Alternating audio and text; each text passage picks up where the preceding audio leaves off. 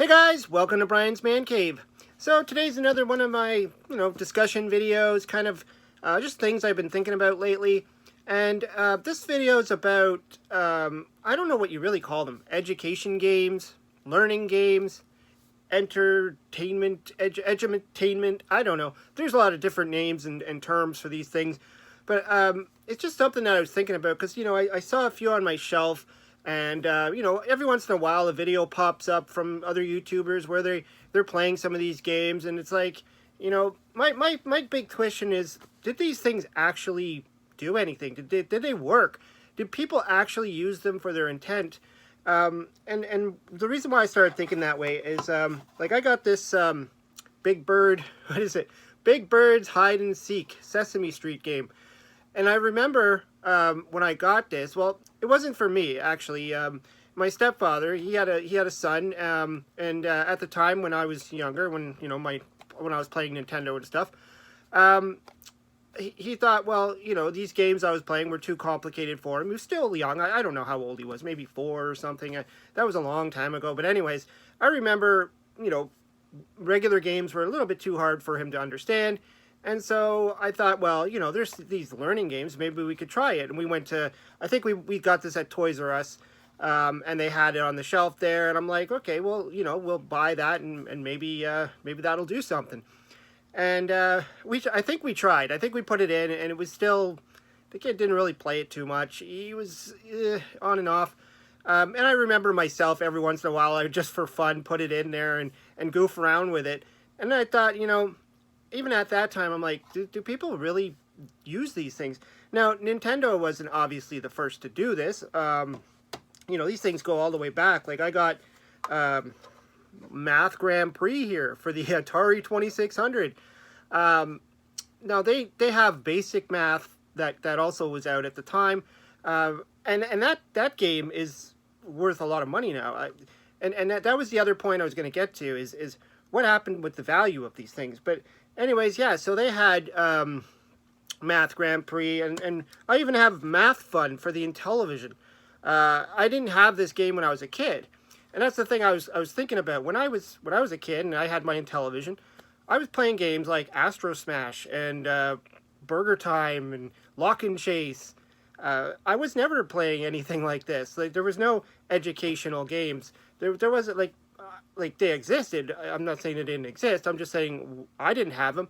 My friends didn't have them. And you kind of wonder, why did they make them? And who were they for?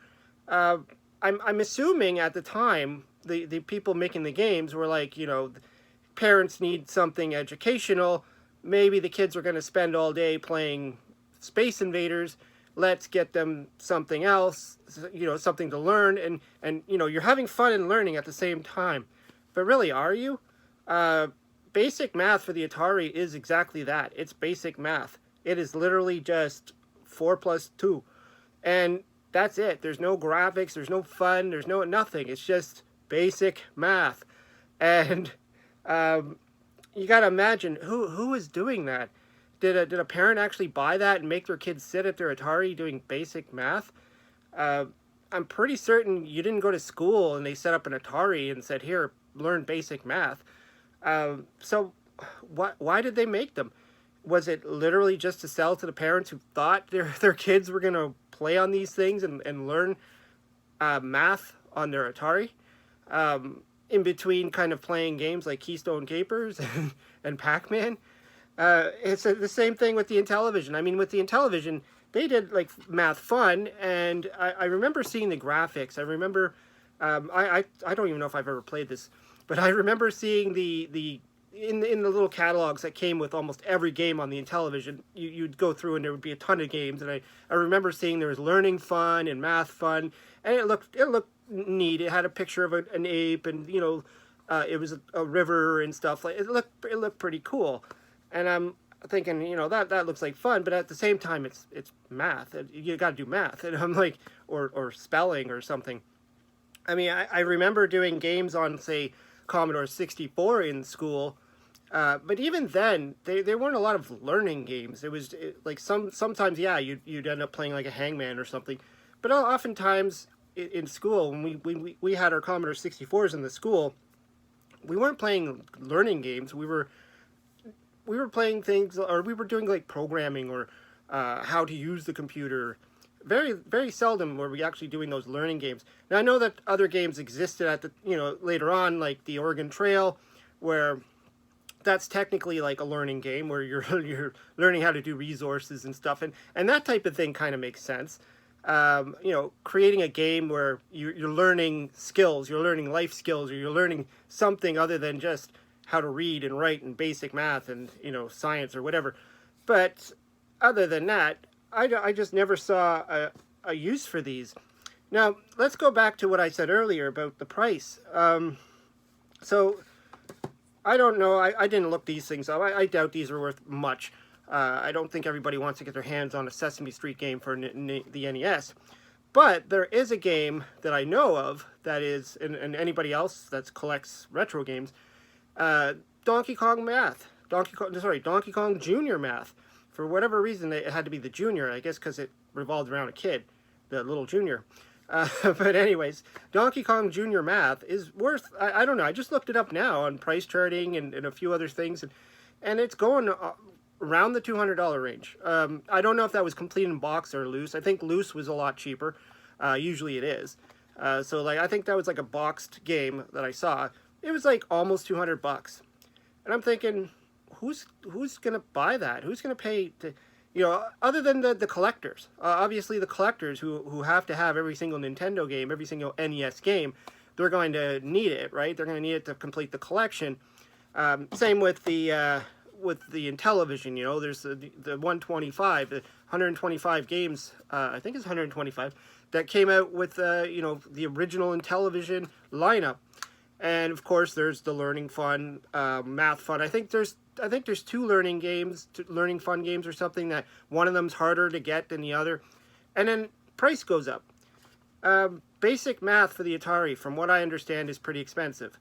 A lot of collectors are looking for that game, even if it's not complete in box. But if you get it complete in box, it's worth a lot of money. And I'm thinking, why? Maybe it's because nobody bought them. Maybe it's because those games were created, put on a shelf, and left there. People were like, do I want Donkey Kong? Do I want Donkey Kong Jr.? Or do I want Donkey Kong Jr. Math? I think everybody's going to go towards the Donkey Kong and the Donkey Kong Jr. Perhaps, like I said, maybe the parents bought them, thinking, hey, here is Super Mario Brothers 3, but here's also Donkey Kong Jr. Math, so you take a break from playing the fun game and play some math. And maybe it was the same with the Atari and the Intellivision. I bought you Space Armada, Astro Smash, and Learning Fun. Now, I think if I had Learning Fun when I was a kid, I probably would have put it in and played it for a little bit. I probably would have, just for fun. Probably just to look at the graphics, probably just to mess around with it. But I don't think I would see myself playing it daily to learn how to do anything. I think it would just be for fun. The same reason why when I was a kid I put in poker and blackjack, which came with the system. I had no idea what I was doing, but I was having fun just looking at the graphics and drawing the cards and accidentally winning every once in a while. I never learned how to play poker from that. I learned how to play poker later on, actually on the Commodore 64. But anyways, yeah, like I didn't see myself wanting to put in any kind of learning games. And then the same with this. I mean, I had this as a teenager. Obviously, a teenager's not going to need to learn from Sesame Street, but I was putting it in. I was like, oh, this is kind of fun. Look, Big Bird, there's the Count, and, it kind of had a little game going on, and it's like, what are you trying to learn on this? And it says this is the first talking game for NES. I guess that was kind of neat, too. But other than that, I didn't bother with them. I never tracked them down. I bought this Grand Prix because I just saw it there in a lot of Atari games, and I'm like, oh, that's kind of interesting. Maybe I'll pick it up, just to do a video on it or something. I've never even put it into my system yet. It's kind of been sitting on my shelf, but just kind of sparked this idea of why did they make these? And now that they've made them, they're valuable. Some of them, anyways, and most likely because, like I said, they sat on the shelves. They probably even went to the bargain bins at some point. They probably went to that little bin where it's like $5 a game and under. and still, you know, nobody wanted them. And then they just kind of dissipated, and now they're sought after because, well, collection wise, they got to have it for their collection. I could be wrong. Here's where you come in. Did you actually use these learning games? Did you go to school? Did they hook up a Nintendo, an Atari, and Intellivision, a ColecoVision, and put in a learning game? Did your parents do that? Did they buy you a learning game and didn't say you got to spend at least 20 minutes playing Sesame Street? Because they even have Sesame Street for the Atari. I don't have any of them, but I know there's a little number pad, a blue pad with numbers on it, and it's a keyboard pad for the Atari 2600 just for those learning games. And I know some people have them. They buy them just so they could try them out. Also, you could use that Space Raiders, what is it? The Space Raiders keypad. That'll work with those games too. Anyways, yeah, I just wanted to throw that out there because I thought it was an interesting topic of talking about learning games. Anyways, let me know what you think. Throw some comments down below. Maybe even answer my question if you actually did that, if you used them. Always like to hear it. Anyways, hope you liked the video. Hope you subscribe, and we'll talk to you later.